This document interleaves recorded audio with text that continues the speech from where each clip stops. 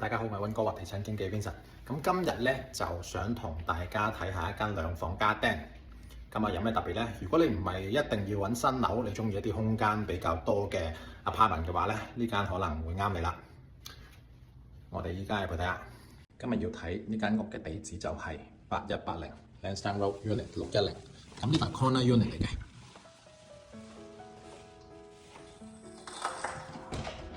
好啦，面積有1231尺，咁入到嚟左邊就係廚房。咁屋主咧就將地板油漆、抽油煙機啊、燈啊都翻新，即係都換咗噶啦。咁右邊就有個 closet 啦。咁2009年起嘅發展商 Apia Development。咁睇翻資料咧，佢係 Bosa 家族 ，Ned Bosa 就係創辦人啦，佢個仔就係 Jim Bosa。即係都有啲來頭嘅呢個，咁客廳、飯廳，咁呢個其中一個 patio， 呢邊向北嘅，咁就向內園啦，對面就係 Lansdowne 啦，見唔見到 Best Buy 雪山，跟住呢邊咧仲有摩天輪，因為每年夏天咧 Lansdowne 都會有啲 fair 咁樣嘅。好啦，呢個就係有個電嘅 fireplace 啦，1200幾尺嘅空間，客廳、飯廳都夠大啦。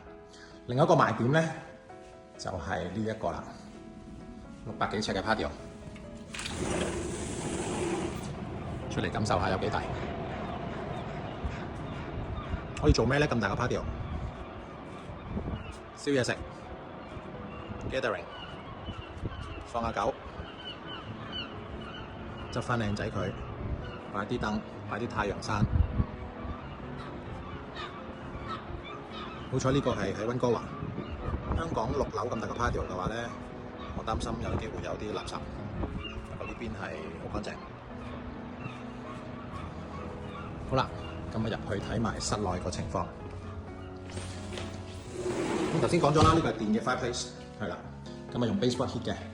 跟住右手邊入嚟呢度咧有個書房，咁我知道業主以前咧都會將佢做埋睡房嘅，因為基本上個 size 咧都可以夠擺一張 queen bed 噶啦，咁可能擺下啲衣櫃呢邊啦，細細地書台都擺到。跟住另外一間房咧，係啦，咁向內園嘅，非常安靜啦。